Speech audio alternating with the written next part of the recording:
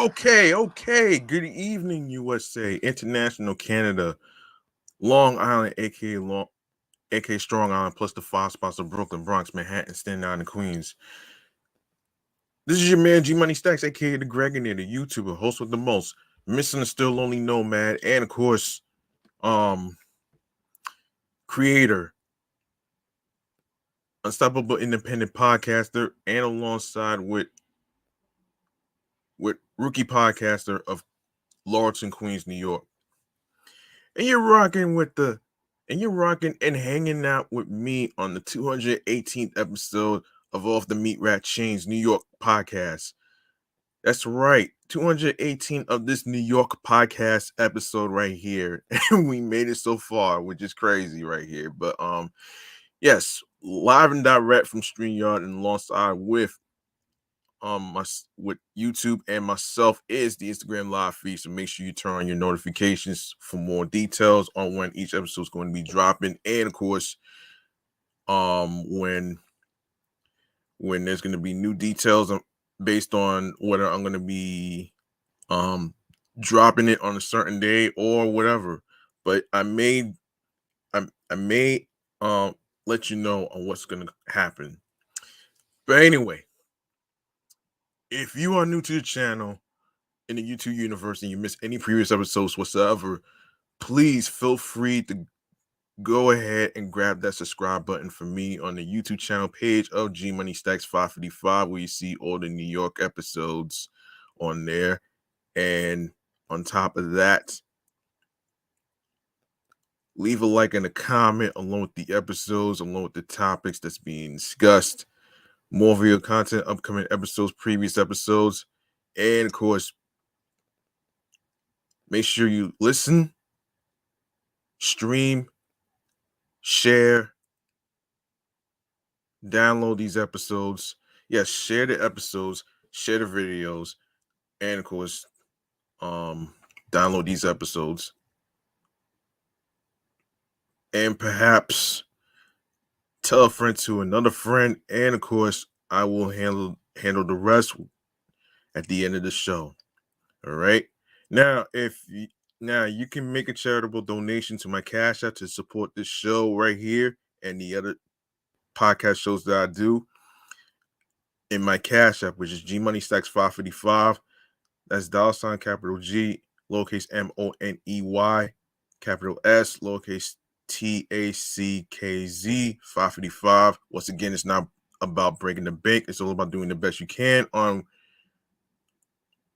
whatever amount you decide and comfortable donating that you desire will be appreciated. All right. Now, plus, what you need to know is you can also make a 5-star rating and a review on Podchaser alongside with Podfriend, Apple Podcasts, and of course, Spotify as well. A 5-star rating will be appreciated. All right. So, without further ado, we're going to get into the New York Mass Transit files. Let's cut to the chase now.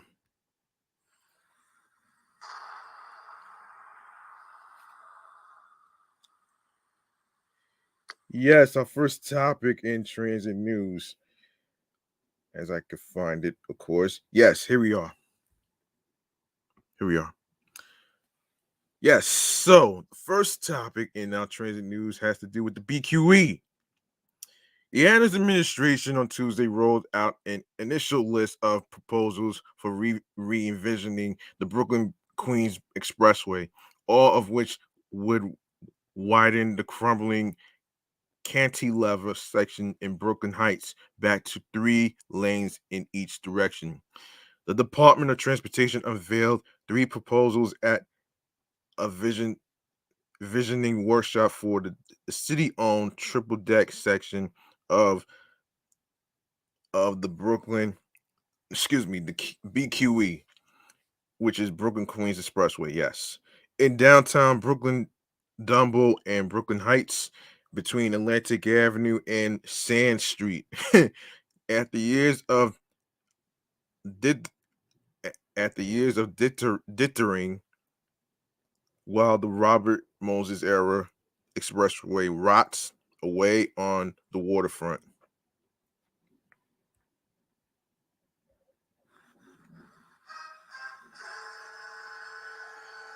Yes, the three main proposals nicknamed the Stoop, the Terraces, and the Lookout would all involve either a partial or total rebuild of the triple cantilevers retaining wall, while in some form covering the unsightly highway with green space connecting the Brooklyn Heights promenade to Brooklyn Bridge Park.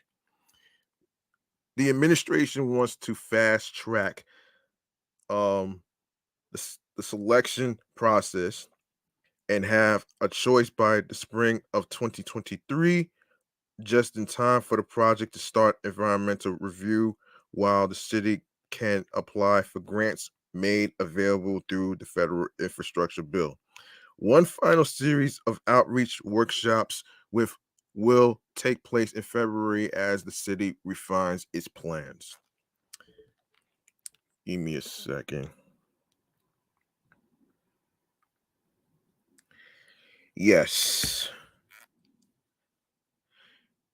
Now is the time to think big. We have a once in a generation opportunity to build a BQE for the 21st century and transform an environmental and aesthetic nightmare into a dream come true for our city.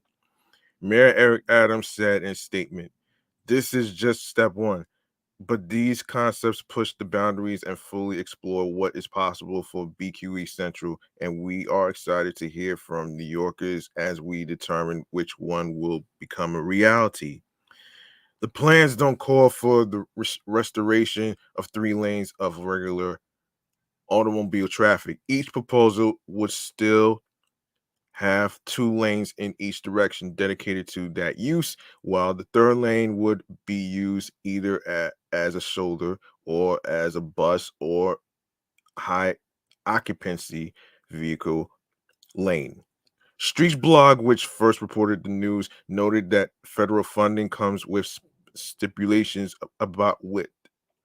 Any redesign would not see trucks banned from the roadway, with any officials arguing doing so would simply reroute traffic onto side streets able to handle less to able to handle them. Yeah. Um Situating the highway entirely underground in a tunnel is unfeasible. DOT says due to cost concerns about airflow and the presence of competing empty infrastructure. Replacing the beloved Brooklyn Heights promenade with a temporary highway, as we once proposed by the de Blasio administration, is out of the question after sustained backlash from Brooklyn Heights residents. Um, The terrorists and stoop would involve a partial replacement of the crumbling 1940s wall.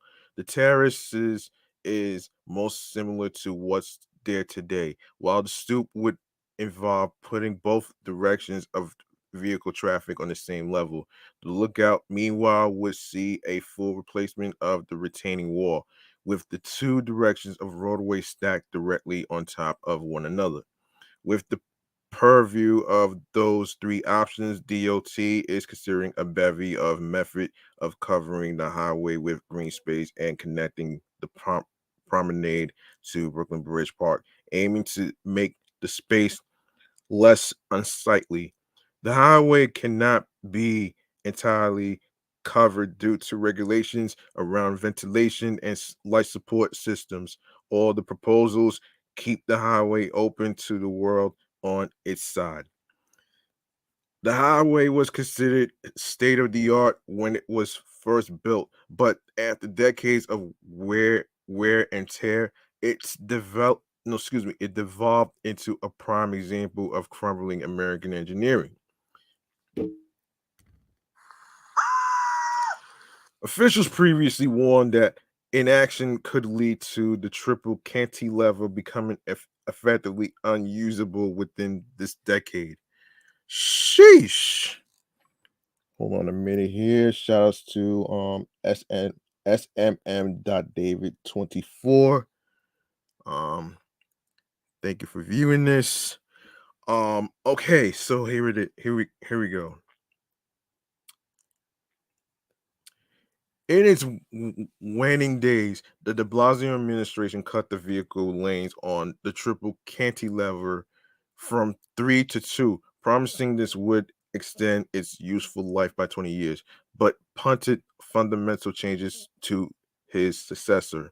Should all go according to plan, procurement would be underway by 2024, with construction starting in 2027. Optimistically, the project would be completed by 2032, which is a long ass time.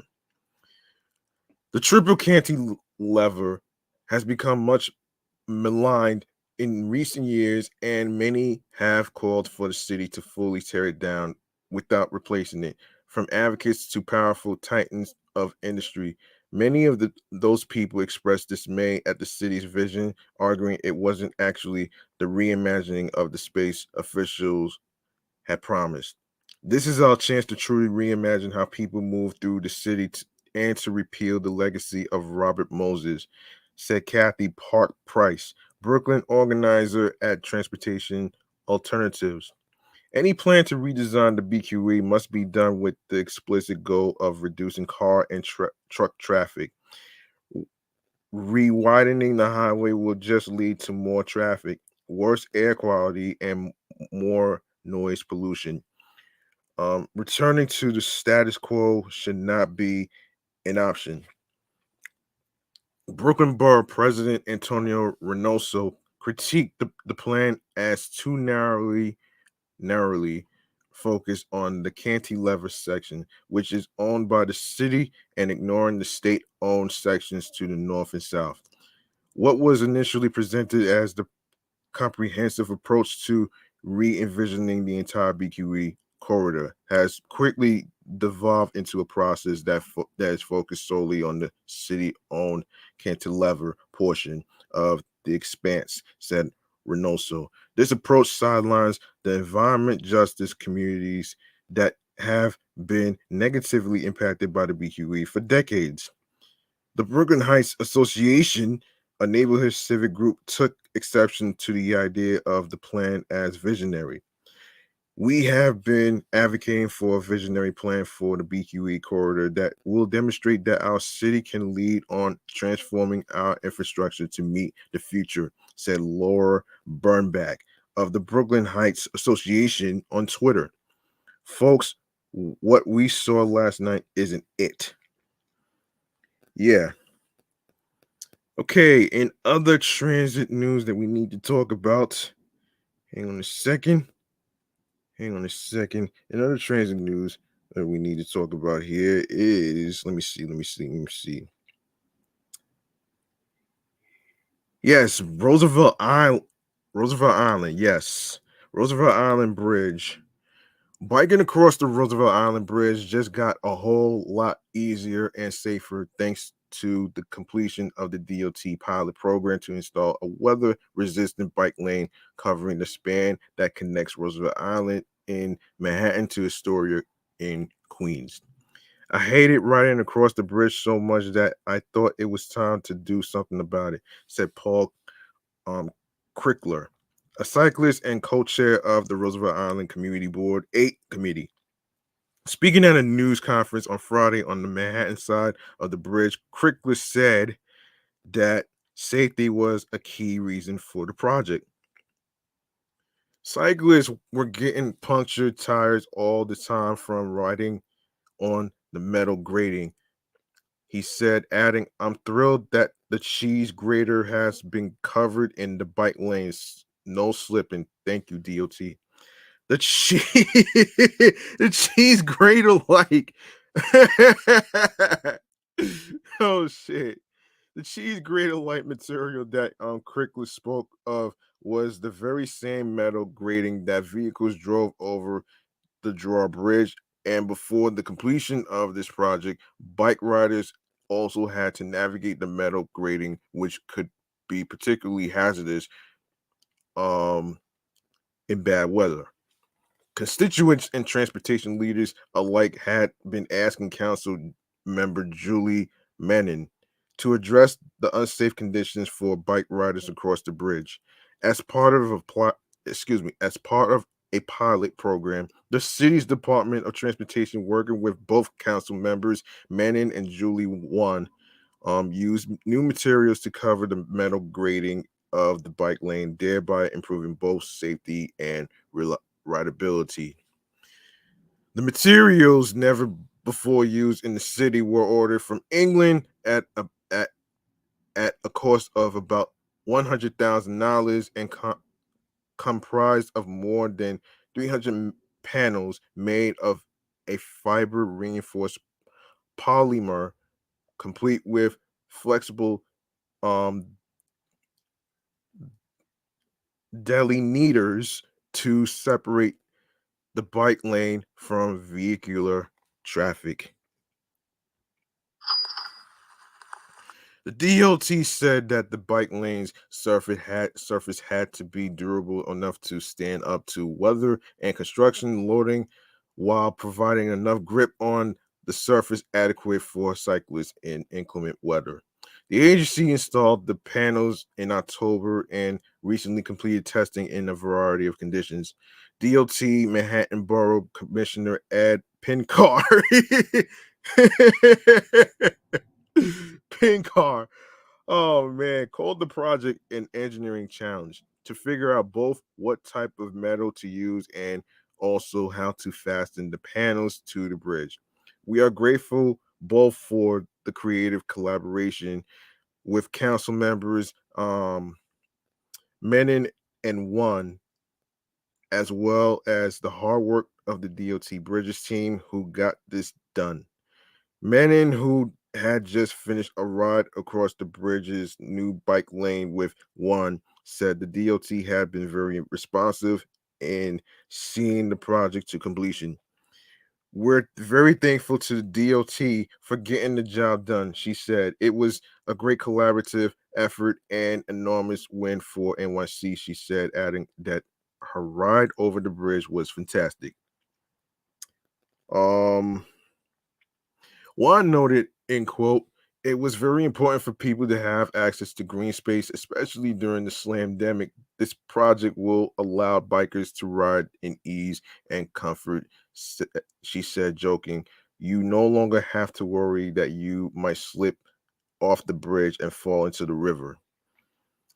Lynn Shinozaki, co-chair of Roosevelt Island Community Board 8 committee, called the project's 2-year completion very quick for NYC standards. Praising council members One and Menon, she said the the legislators knocked it out of the ballpark. It will encourage more people to come bike riding on Roosevelt Island and encourage more people overall to use bikes, she said. Hopefully, NYC will be the first city in the country to become a major bike riding city, and this is how it starts. Melody Bryant, a biking advocate, was also pleased to see the project's completion. To have a welcoming way for people to get to Roosevelt Island is phenomenal. I'm so glad DOT did this. NYC bike commuter Dane Terrell shared his thoughts on the bike lane project on Twitter. Thank you.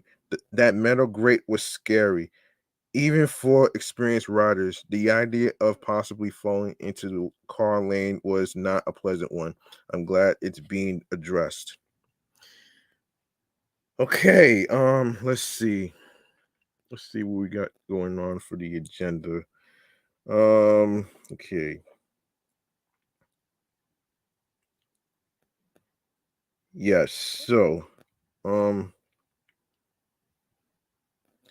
okay, we got a little bit of sad news that we need to talk about here involving involving Twitch. So that's gonna be our chatting on the jazz segment right here. So let's get to it.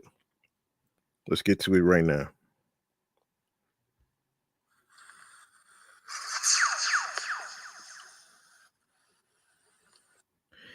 Yes, unfortunately, we got some sad news involving Twitch.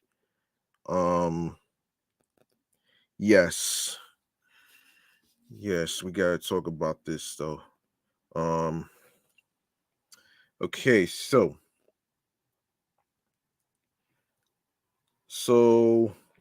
Stephen Twitch Boss has died from suicide at age 40.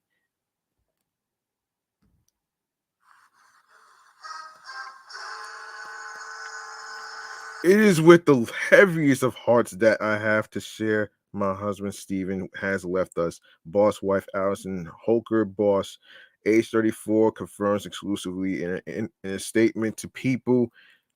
Stephen lifted up every room he stepped into. He valued family, friends, and community above all else, and leading with love and light was everything to him. He was the backbone of our family, the best husband and father, and an inspiration to his fans. To say he left a legacy would be an understatement, and his positive impact would continue to be felt. She continued, I am certain there won't be a day that goes by that we won't honor his memory. We ask for privacy during this difficult time for myself and especially for our three children. Um, Closing her statement, Allison shared a message for her husband, Stephen. We love you, we miss you, and I will always save the last dance for you. She concluded. Damn, son. Damn. Boss rose to fame as a contestant on MTV's The Wade Robson Project. Hold on.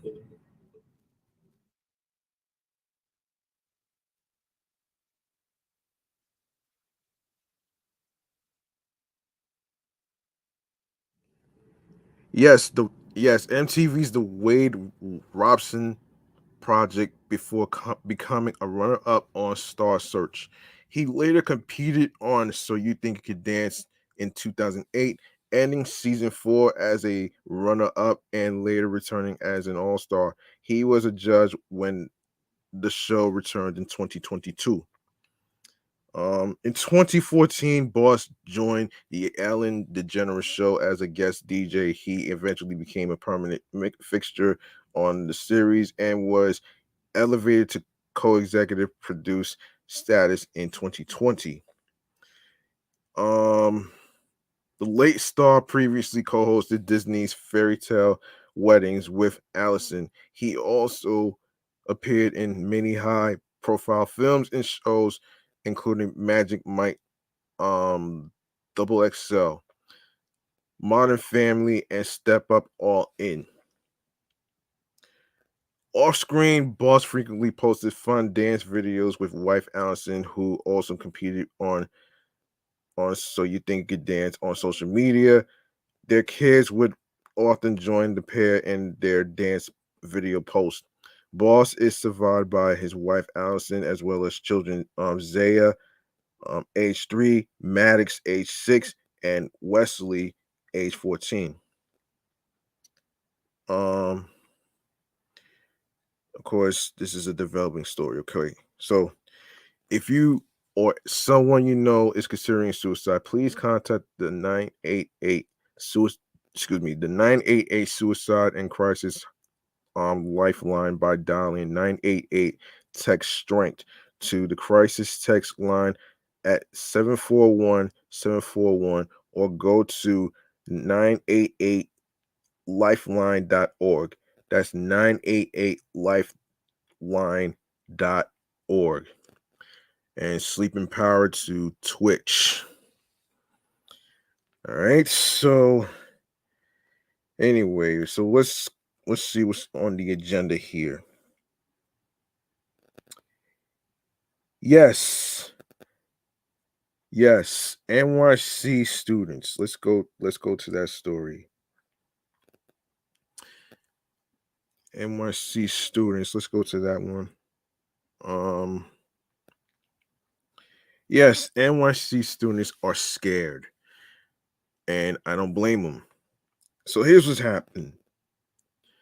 Brazen in hold on. Brazen interlopers have repeatedly slipped past security at New York University dorms, and in one case, crept into a student's room and watched her sleep.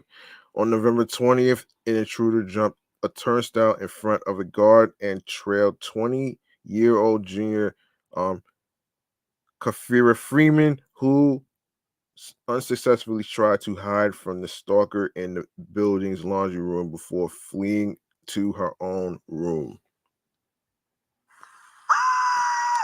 Earlier that week, a stranger entered a freshman's dorm room while she was asleep, yet evaded an 8-hour manhunt by security, the student-run Washington Square News reported.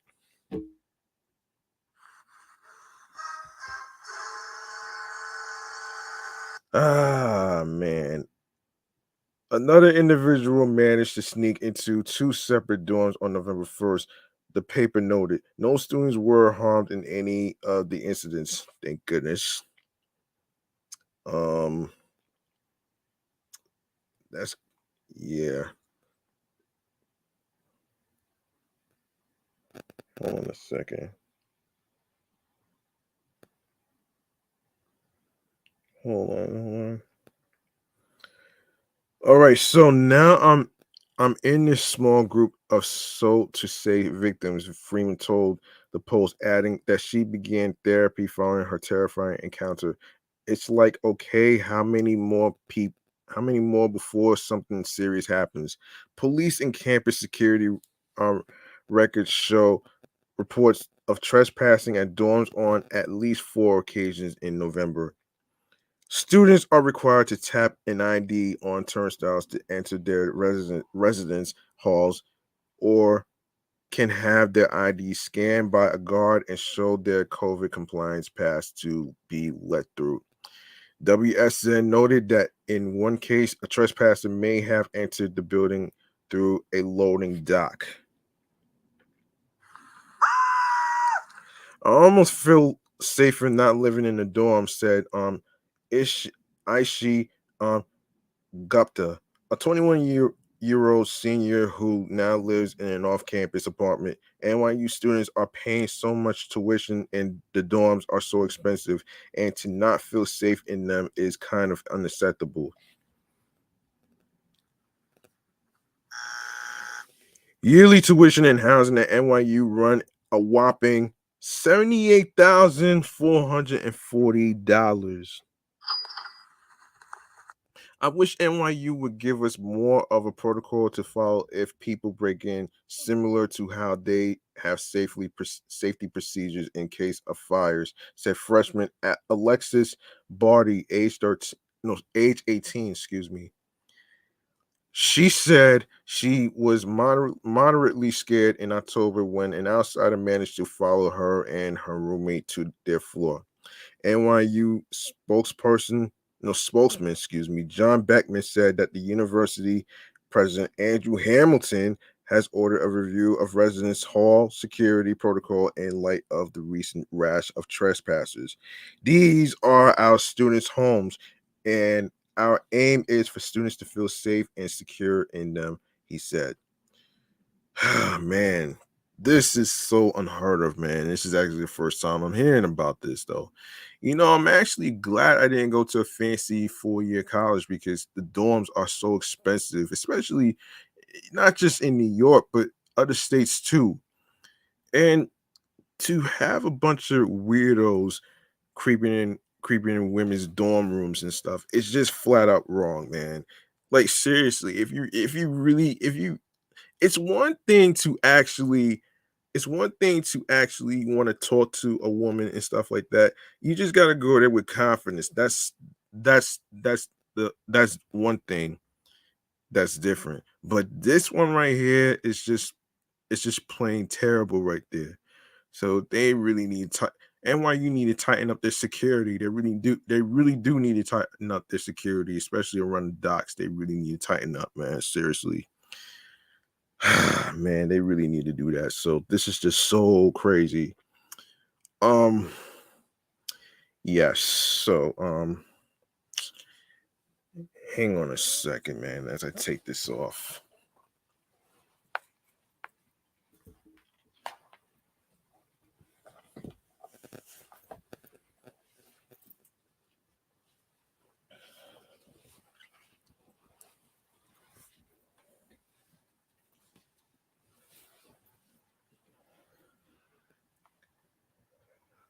Okay, up next, what we have here is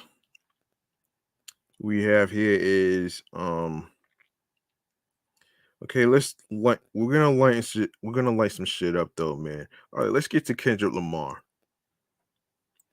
All right, let's get to Kendrick Lamar.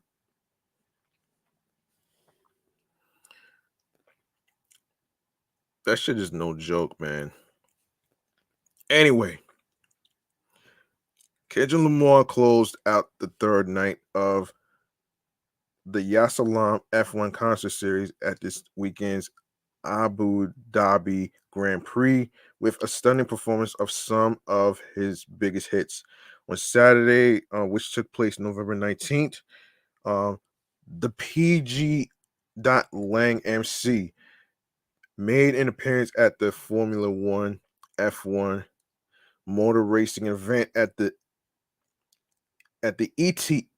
Etihad Park Arena as part of its star-studded at the race concert series, which featured exclusive performances from artists such as Usher, UK rapper Dave, EDM giants, Swedish House Swedish House Mafia, and rock legends Def Leppard. In addition to performing hits from his latest Grammy nominated album, Mr. Morale and the Big Steppers, including N95 and Count Me Out, Kendrick Lamar also served up spectacular live renditions of records such as his damn album, no, his damn anthem, Humble, and Good Kid, Mad City Classic, Money Trees, among others. Additionally, Dave delivered a blazing performance on Thursday, um, November 17th, of his global smash Clash, while Atlanta R&B servant Usher also blessed the stage the same day, performing a melody of hits, which included his 1997 My Way album, Cut Nice and Slow, and his 2017 Party collaboration with Chris Brown and Gucci Mane. While this marks Kendrick Lamar's first ever appearance at the Abu Dhabi Grand Prix, hip hop and R&B acts have seemingly become a main attraction at the popular F1 after race concert series, with J. Cole performing at the event in 2019 and The Weeknd gracing the same stage the year following. Kendrick Lamar's recent appearance in Abu Dhabi adds another am- emphatic and electric layer to the globe trotting campaign he embarked on in July in support of his album, which he refers to as the reward of humanity. While headlining Glastonbury Festival earlier this year in June, during which K. Dot broke the internet by wearing a Tiffany and Co. crown of thorns worth $3 million. He also delivered a powerful plea for women's rights just days after the U.S. Supreme controversially overturned Roe versus Wade, stripping women of their constitutional right to abortion.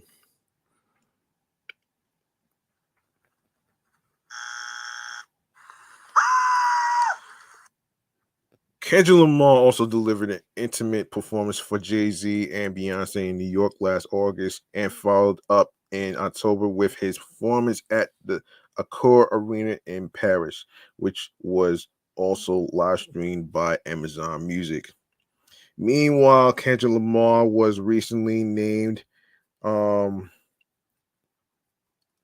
among the artists leading the 2023 Grammy Awards nominations. Two of the eight nominations he received in various different categories include an Album of the Year nod for his beloved Mr. Morale and the Big Steppers album, and Song of the Year recognition for his empathetic record, The Heart Part 5, which includes an earnest tribute to deceased Los Angeles rapper Nipsey Hussle. All right, so all right, let's touch on. All right, let's touch on another topic right here. Accused. Hold on a second. So another person did something very stupid. Let's get into this right here.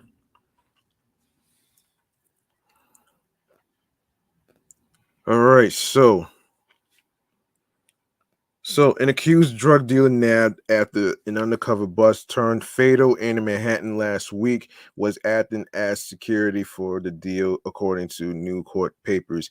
Jeffrey Sylvester and an unnamed co-conspirator were unknowingly selling cocaine to an informant, the U.S. Drug Enforcement Agency wrote in the Manhattan federal court filing. Why the hell you giving cocaine to an informant? As long as it's not honey cocaine. Damn.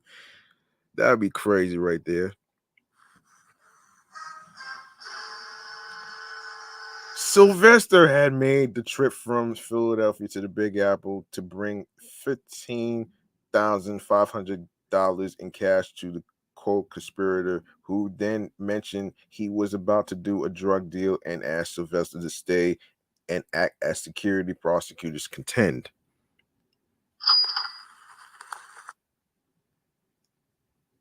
Yes. I could really. Yes. But after the informant confirmed the presence of cocaine to cops, things went south at the Vermilion Avenue building in Inwood, where the dealers were working out of a first floor apartment. Sylvester was quickly nabbed near the vestibule of the building, allegedly tossing aside a gun as he was taken into custody, but his partner began shooting at cops when they approached, police said in court papers.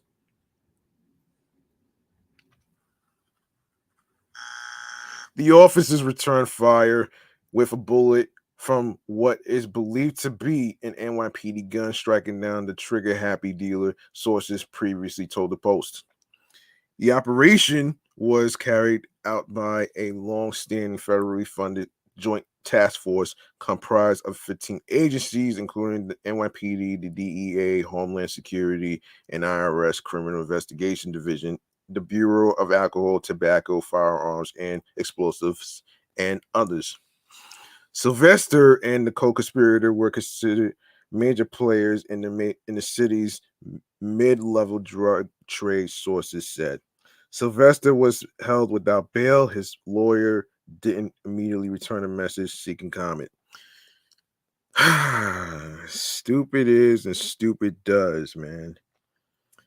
All right. All right, though. Okay. All right, so Styles P. Let's get to Styles P. Who said that he shouldn't be considered a lyricist. Let's get to that.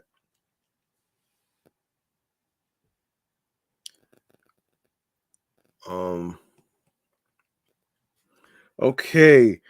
21 Savage doesn't deserve to be called a lyricist, according to Styles P. The Locks rapper appeared on the latest episode of Math Hoffer's My Expert Opinion earlier this week, where 21's recent comments about Nas' supposed lack of relevancy cropped up in conversation, still seething over his assertion that the Queensbridge MC isn't relevant in today's hip hop landscape, despite his prolific Grammy-winning output in recent years. Styles put the Slaughter Gang hitmaker's own career under the microscope and argued he isn't worthy of the lyricist title, even though he's entertaining on the mic. I like 21 Savage. I don't love him. I like him a lot. The shit he say tickles me pink. And I'm like, I can't believe this nigga said that. It's dope. I fucks with him. He said, my nigga, you not a lyricist. Fuck all that. Girls went on to say he believes Drake who 21 Savage recently dropped the joint album Her Loss with, should have checked the Atlanta native over his comments about Nas. Drake's supposed to tell this nigga chill. That's Nasir Jones, he continued. My nigga, you are talented. You are dope. You are fucking fly. Your flavor, you mean a lot to the culture. You are important. But you ain't one of them. You ain't a 3-point shooter from deep.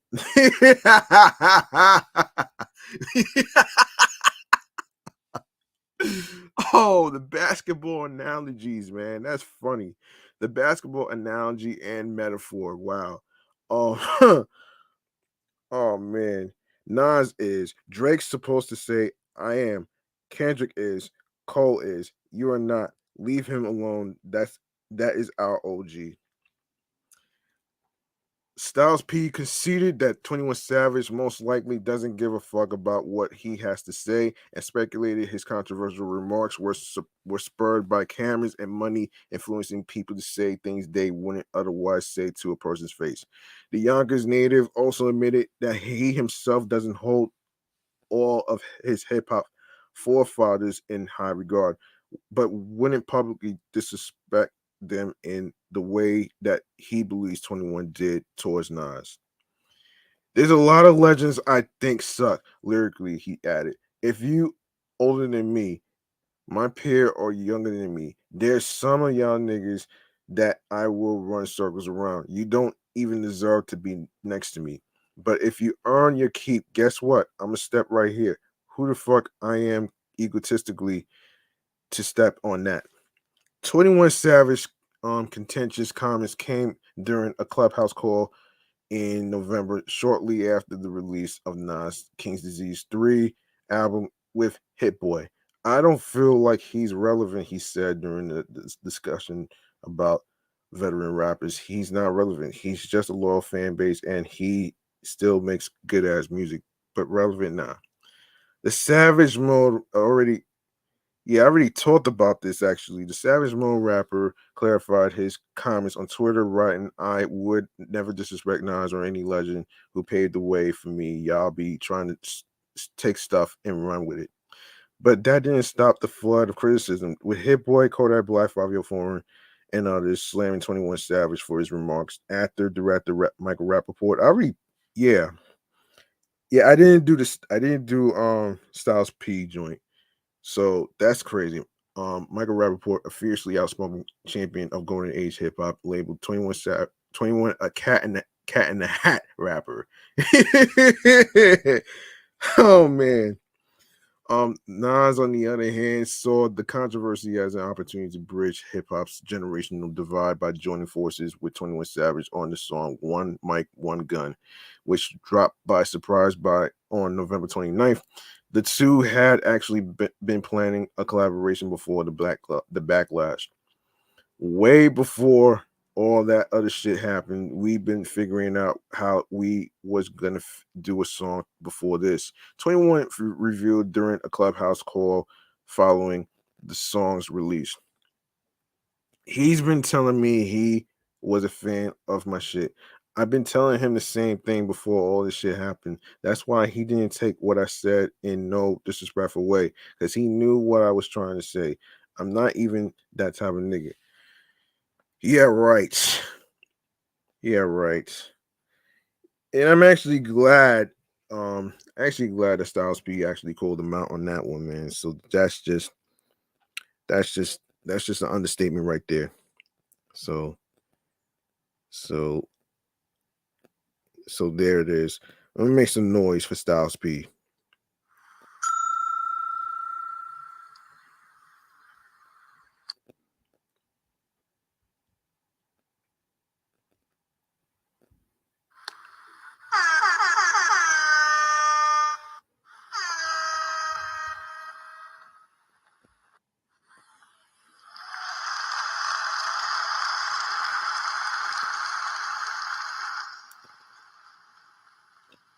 Okay.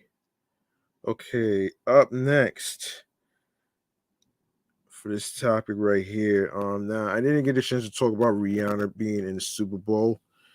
But there is going to be another thing that's coming out. Um, so, and this is according to Hype Beast. Rihanna's Super Bowl halftime show performance in February 2023 is supposedly the focus of a new documentary over at Apple TV. Hold on, let me see what LV um yeah, let's figure out what this stands for. Let's find out though. LV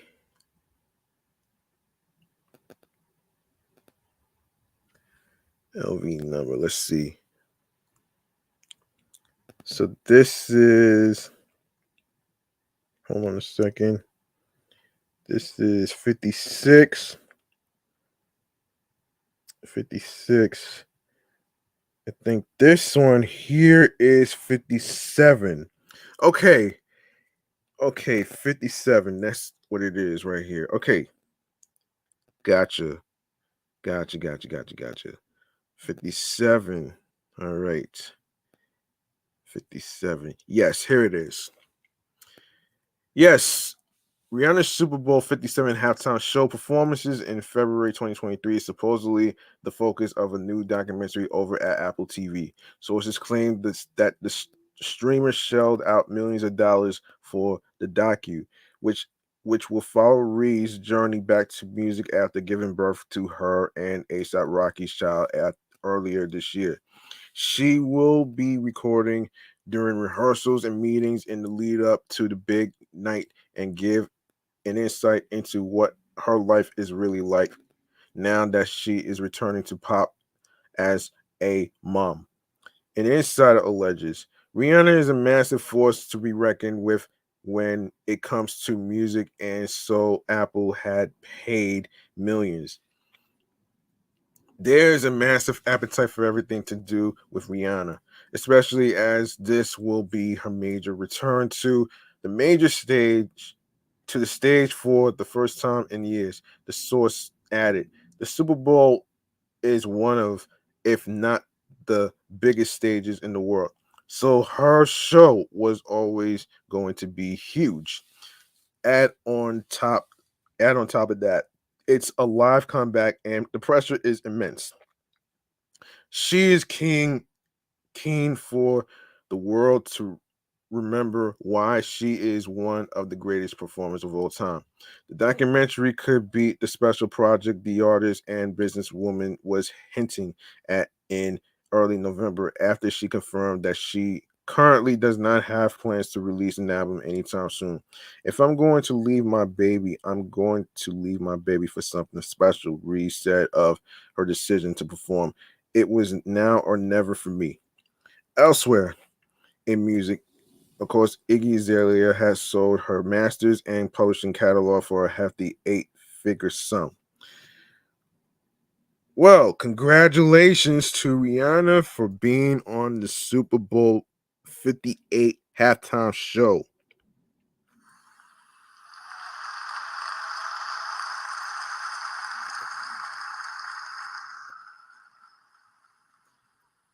And speaking of Apple Music, hold on a second. Speaking of Apple Plus, we need to give a little congratulations to Diddy and King Combs. So Diddy and his son King Combs have become the first father-son duo in history to top the charts simultaneously, and the pair are celebrating the historic achievement. In one of many Instagram posts shared by Diddy, the Bad Boy Records founder can be seen letting out a good laugh after he's told the exciting news. King Combs' new single with Kodak Black, Can't Stop, Won't Stop, went to number one on urban radio this week, while Diddy's Gotta Move On single with Bryson Tiller topped both the Billboard Adult R&B Airplay charts this week. The way you feel when you and your son do something that's never been done and make history and go number one at the same time. Diddy wrote in the first Instagram caption, "We sending this one out to all the fathers. We can do this. Love, love, love." In a separate post, Diddy added, "Words can't describe how proud I am of my son King Combs. He put that work in. He made him work harder, and he worked harder. Congratulations. I'm proud of you, son. I love you. Number one song on urban radio. Wow. Wow. That right there. Yes. That right there is very, very, very lit. That's very lit right there, man, for his son to have his first accomplishment. So in a coinciding video on the latter Instagram post, Diddy is seen holding a cake while surrounded by loved ones and offers some words of support for his son. This is for my son Christian. He put out one, two, three, four, maybe five records, and he didn't stop. Diddy said, and when you don't stop and you say fuck that, and you go for what you know, and you did it for your mama too, and you did it on your own, son, and we proud of you. King Combs' latest success comes after he told Hip Hop DX in 2020 that his father has always been the hardest the harshest critic of his music, and that first impressions matter to him even if it's his son. Me and my pops got a good relationship, and we're real close sometimes. Like, it feels like we're brothers. Combs told DX via Zoom, we're just super cool. But pops, he don't play. He always makes sure that I'm on my P's and Q's, and that I'm working hard and not really taking nothing for granted. He be hard on me sometimes, but at the end of the day, that's my pops. That's what he's supposed to do. So he's cool. As for Gotta Move On, the single was released in May with a Tiana Taylor directed video arriving soon after. It serves as the debut single off Puff's forthcoming album, Off the Grid Volume 1, which will be his fifth studio effort and, and his first since 2006's Press Play. The album will also be his first project released under Love Records, the R&B imprint the music mogul launched earlier this year in collaboration with Motown Records. Music has always been my first love. Love Records is the next chapter is about getting back to the love and making the best music of my life, Diddy said in a statement at the time. For the label, I'm focused on creating timeless R&B music with the next generation of artists and producers. Motown is the perfect partner for my album, and I'm excited to add to its legacy. Yes, yes.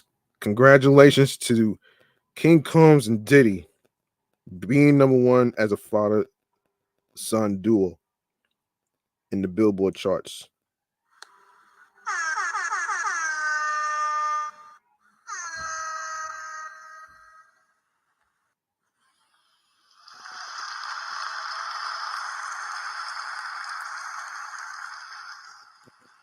Okay, let's keep it on music right here, man. And Apple Music um has a new feature. So let's get into it though. Um Apple today announced Apple Music Sing, an exciting new feature that allows users to sing along to their favorite songs with adjustable vocals and real-time lyrics.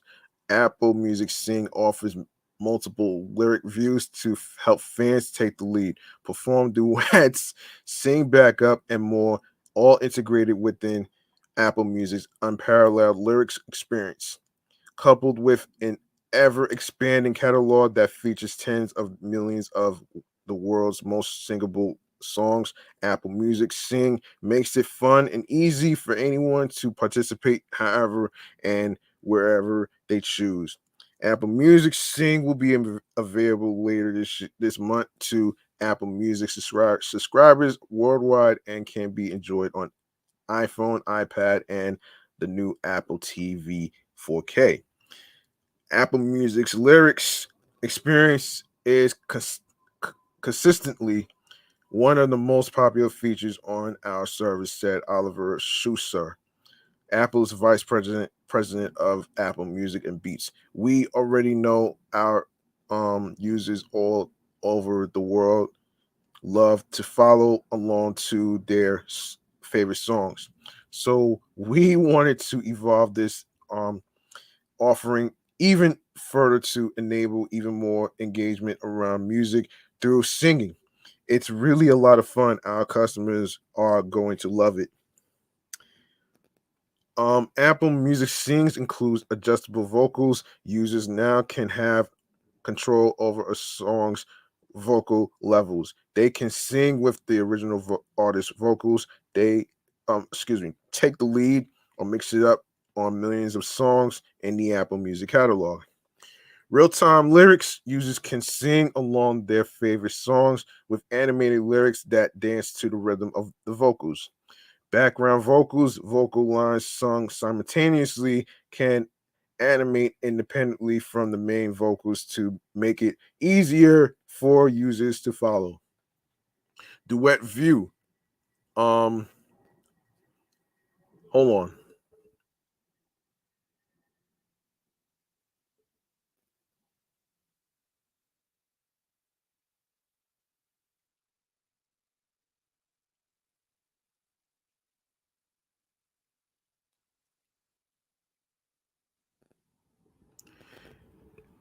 Yes, multiple vocalists show on opposite sides of the screen to make duets or multi-singer tracks easy to sing along to. Apple Music will also be launching a suite of more than 50 dedicated companion playlists featuring all of the epic songs, duets, choruses, and anthems that have been compelling people all over the world to sing fully optimized for the Apple Music Sing experience.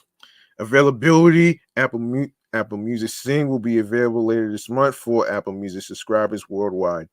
Apple Music Sing will be available on all compatible iPhones and iPad models, as well as the new Apple TV 4K. And yes, so there it is right there, man. There it is right there. All right, so let's move on to let's move on to Jermaine Dupri. All right, so Jermaine Dupri has penned a huge amount of hits, and he's now shared with Hip Hop DX which one he believes is the best song he's ever written. A member of the Songwriters Hall of Fame, Dupri has written and produced classic tracks for the likes of Usher, Mariah Carey, TLC, Escape, Bow Wow, Jay Z, Chris Cross, and countless others. In a DX exclusive, Dupree was asked at this year's Soul Train Awards to name best song he's ever written, and after a little deliberation, the Atlanta native settled on "Nice and Slow" by Usher. For one, it was his first number one across the board record. He said, explaining his selection, "That's the one song that I completely wrote by myself as far as the lyrics go." The Prix went on to give some insight into how the classic slow jam was created once it got to a space where he and Usher started doctoring it up. Then I brought in Jagged Edge, he recalled. So I feel like that was one of the one of the ones that taught me like collaborating, bringing in Jagged Edge to help the song go bigger than what it was. He continued, in quote, "Me and Usher teaching each other back and forth. I feel like that was the one in my earlier times of writing music that taught me a lot to see people still singing that song at the top of their lungs. So that's the one." The Pre also reflected on finding out about his first number one song, Crisscross Jump, while out on tour. "I was 19. We were out promoting it. We might have been coming to an award show or something like that, and somebody told us that it happened." Elsewhere, the Pre recently chimed in on the reported cancellation of Chris Brown's tribute to Michael Jackson at the American Music Awards in an Instagram post. The Prix argued that nixing Breezy's performance is a terrible sign for black music. We want to know why. Tank wrote, "We need a reason. You hire our brother Chris Brown. You send him through rehearsals. He's creating one of the most epic performances ever, and then you cancel it. You pull the rug out from under him and all the working people around him. You hired him." Oh man. Hold on yeah. Hold on a second. Yeah, that's crazy, man. Like seriously, that's really fucking crazy, man. And I think and I feel and as I previously said in the previous episode, I feel like American Music Awards really blew it. They really fucking blew it. And I think and I think sometimes, like people tend to hang people's mistakes over their heads. You feel what I'm saying?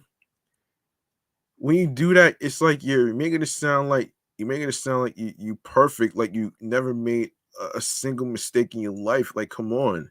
The reality is there's no such thing as a perfect person.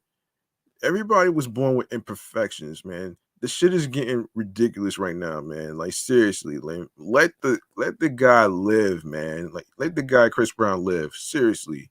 Like come on. He already he already did his time and shit. Like come on, man. Like seriously.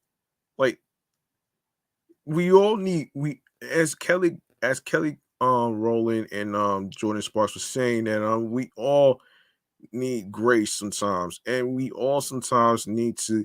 I don't think this should be a conversation anymore because it's like, why bring it up? Like, come on, this is old news.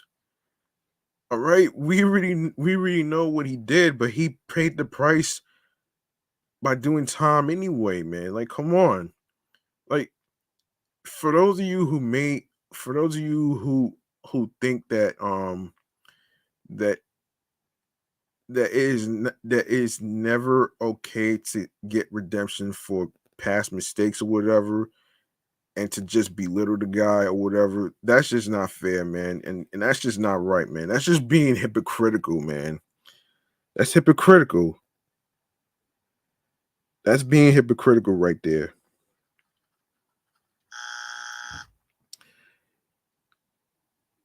And I feel like you fucking honchos out there are basically doing the same thing too.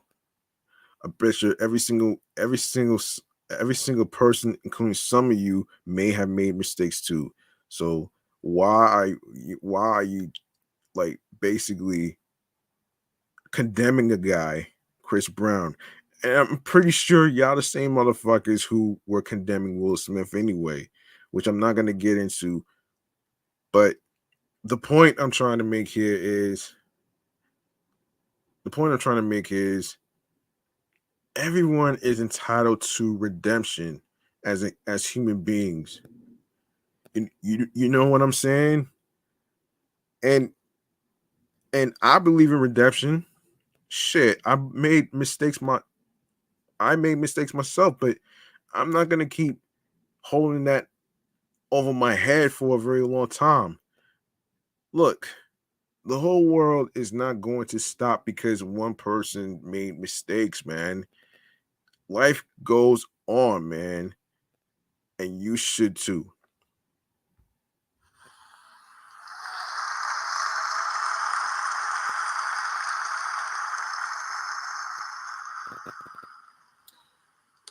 Okay, what else can we talk about? Oh, wait a minute here. I ain't forget this one. Wait. Let's see. Yes, our very last topic. Our very last topic has to do with Pokemon Go Community Day. Yes, as the episode goes, Pokemon Go for the hold on a second. Let me just as the episode name description says, I'm going to mention this right now actually. So let's get into it.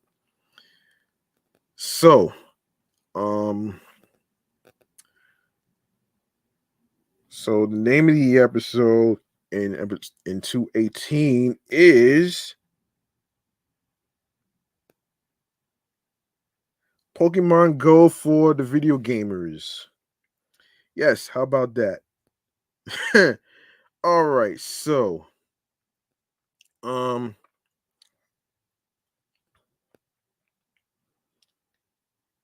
so all right, so trainers the year is nearly behind us, which means it's time to reflect on all the fun everyone had during this year's community days. The last community day of 2022 will take place over 2 days, Saturday, December 17th, 2022, and Sunday, December 18th, 2022. Throughout the event, Pokemon featured in community day events in 2022 will appear more frequently in the wild and in timed research. Pokemon featured in community day events throughout 2021 will hatch from eggs and appear in raids and timed research. There's no better way to wrap up the year than by catching Pokemon from community day events you may have missed. Yes, so event bonuses um includes like two times XP, like two times XP for catching a Pokemon, 2x Starbucks for catching Pokemon, one half hatch distance when eggs are placed into incubators during the event period. Two times candy for catching Pokemon, two-time chance for trainers level 31 and up to receive XL candy from catching Pokemon. Lure modules activated during the event will last for 3 hours. Incense, excluding daily adventures, incense activated during the event will last for 3 hours. One additional special trade can be for more, no, excuse me, for a maximum of two per day. Trades made during the event will require 50% less star dust. While most bonuses are only active during Saturday, December 17th, 2022, and Sunday, December 18th, 2022, from 2 p.m. to 5 p.m. local time, these bonuses will be active from 9 a.m. to 9 p.m. local time. Featured Pokemon, a different set of Pokemon will be featured on each event day, Saturday, December 17th, 2022, and Sunday, December 18th, 2022, from 2 p.m. to 5 p.m. local time. The Pokemon that appeared during this time will have the same chance of appearing as a shiny Pokemon as those that appeared during their original community days.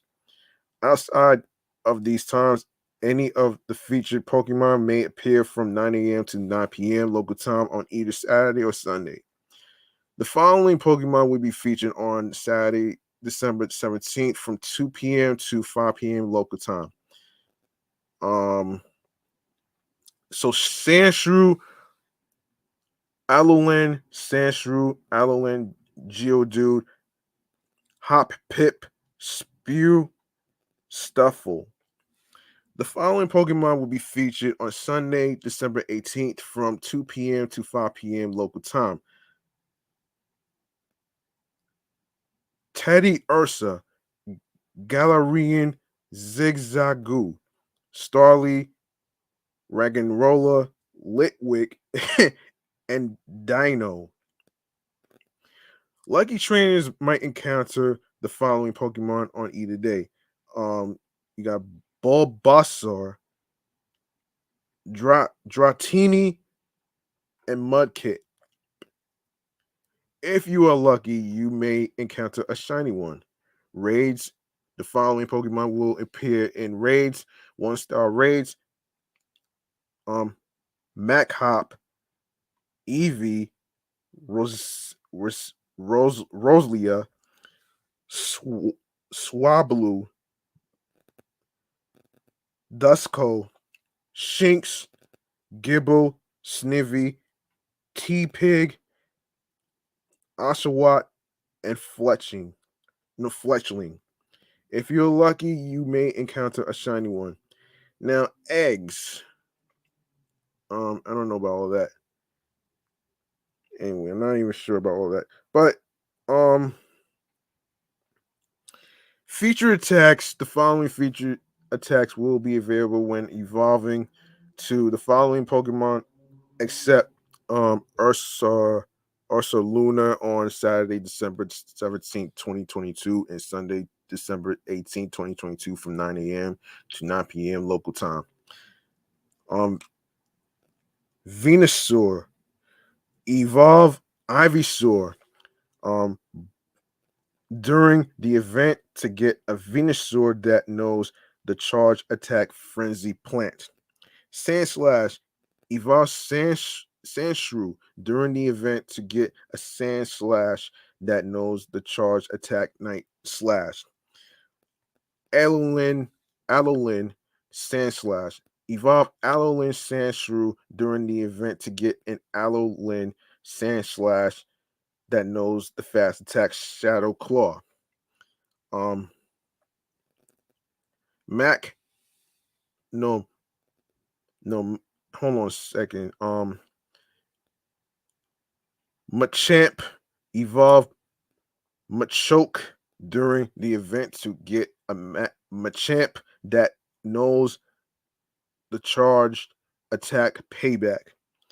Alolan Golem, evolve Alolan Graveler during the event to get an Alolan Golem that knows the fast attack rollout. When you evolve Eevee into any of its evolutions, that Pokemon will know a special attack.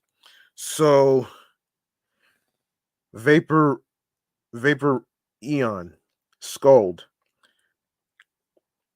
Jolteon, Zap Cannon, Flareon, Superpower, Espeon, Shadow Ball, Umbrellan, Psychic, Lefian, Bullet Seed, Glaceon, Water Pulse, Sylveon, Psyshock. Eevee caught or hatched during the event will know the charge attack last resort. Of course, you got Dragonite. Evolve Dragoneer during the event to get a Dragonite that knows the charge attack Draco Meteor. Jump Pluff. Evolve Skiploom during the event to get Jump Pluff that knows the charge attack Acrobatics. Swampert. Evolve Marshtomp during the event to get a Swampert that knows the charge attack Hydro Cannon. Altaria, evolve Swablu during the event to get an Altaria that knows the charge attack Moonblast. Wild Rain. Evolve Celio during the event to get a Warren that knows the fast attacks Powder Snow and the charge attack Icicle Spear. And the list just goes on actually. So for each of these Pokemon characters actually.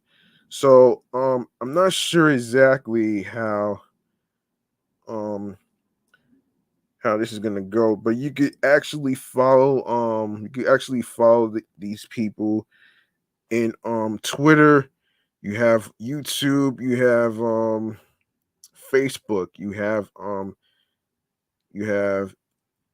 Instagram as well. So let me take a look at their usernames for a sec. Let me take a look at this. Yes, Pokemon Go app. That's what that is, actually. Pokemon Go app. That's what that is. That's what that is. Okay. Okay. So you would have to get the app. Yeah, you would have to get the app for it though. Um all right, so I think that's going to do it. I think that's going to do it for episode 218. Yeah, that's going to do it for episode 218 right here. So let me see how much time we got. Okay. All right, well, let's wrap this up right here, man. So all right, one more thing that we have to do, and that's to know that this is the last segment that we're going to be doing. So this is going to be stream choices on the go. Let's do this.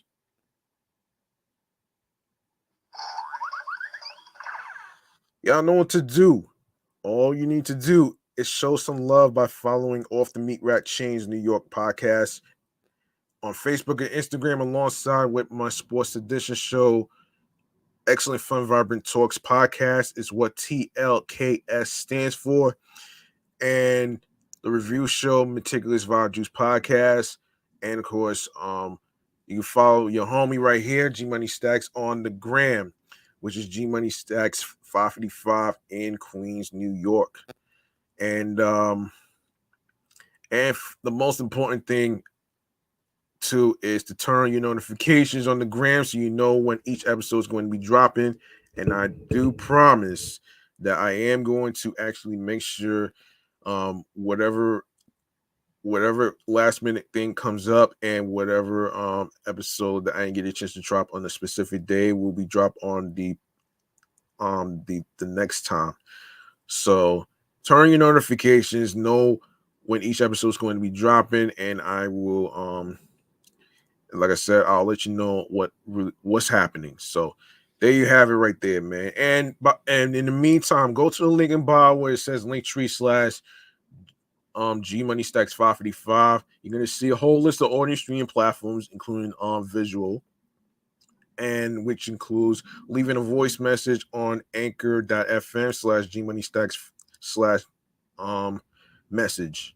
That's anchor.fm / G Money Stacks / message about comments about the topics, how you feel about them, and all that other stuff. So there you have it right there.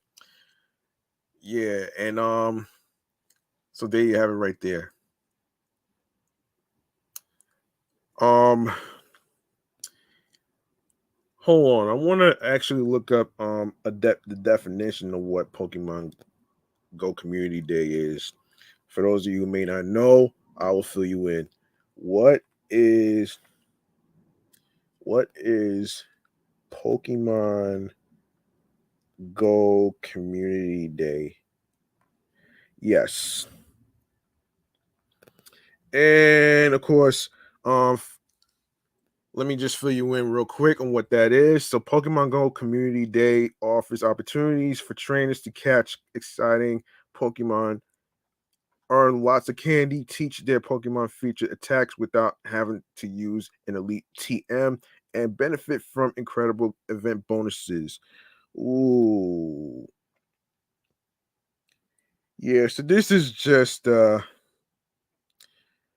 something you just have to so it's like every weekend. Okay, um so you would have to go to, let me see. So in order for you to get a better understanding, you would have to go to hang on a second here. Hang on a second. There is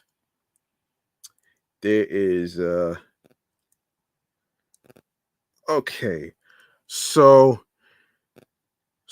Pokemon Go Live.com / post community day December 2022. And I believe you may have to let me see. So it's going to be a Go tour in this section of the website. It's going to have Go tour, seasons, leaderboard, events, news, support, and offer redemption. So check out the website Pokemon Go Live.com / post community day December 2022. So there you have it, though, folks. And now let's get into where you can listen to the episodes. So we are on Anchor, Audacity, Audible, Audio Burst, Amazon Music, Breaker, Castbox FM, Deezer, Listen Notes, Moon FM Podcast, Player FM, Pocket Cast, Podbay, Podfriend, Podopolo, Podorama, Podcast Index, Podcast Addict, Podchaser, Podverse, Reason FM, Spotify, Stitcher, TuneIn Radio, Google Podcasts, and don't forget to listen to Off the Meat Rack Chainz New York podcast episodes on Radio Public and alongside with iHeartRadio, the number one app for music, radio, and podcasts. And you don't need a credit card or a debit card to download iHeartRadio and the rest of these apps. Of course, the links is there, and I think you would be better off if you were to download these apps, including iHeartRadio, to your iPhones, your Android phones, iPads, and Android tablets, and of course, laptops are included too. So there you have it right there. And make sure you follow my other two shows, the Sports Edition show of Excellent Fun Vibrant Talks podcast, Meticulous Vibe Juice podcast review show is also on there. So make sure you follow those. Make sure you follow 3 of the podcast shows on every streaming platform that I just mentioned. And plus, make sure you grab the subscribe button on the YouTube channel page of G Money Stacks 555, where all the New York episodes is already uploaded and posted to the YouTube channel page. And click on the noni bell so you can be reminded when the show goes in the air via live stream. Leave a like and a comment along with the episodes and topics, and of course, be sure to stay tuned for more video content, upcoming episodes, previous episodes, and of course, tell a friend to another friend. Make sure you listen, stream, watch the episodes, share the videos, share the episodes, download these episodes, very important, and spread the word. Word of mouth is important. And alongside with sharing the podcast, along with the link that says Linktree/G Money Stacks 555 with audio streaming platforms, including YouTube, with your husbands, your wives, your boyfriends, girlfriends, friends, the people you're cool with from work, and everywhere and anywhere where you meet new people for the first time ever. So, you know what I'm saying? And yes, that's gonna do it for me.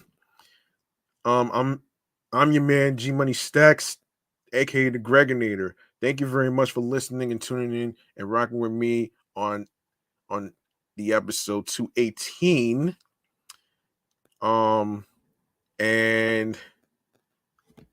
And yes, 218, as I stated before, the name of the episode is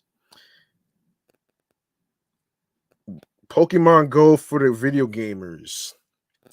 All right. Remember, the grind doesn't stop. If you want something, you have to work hard and you have to earn it. New York wasn't built in a day. Of course, find your voice, be confident in what you do, follow your goals and dreams and what makes you happy on your P's and Q's, creatively, mentally, physically, and spiritually, alongside with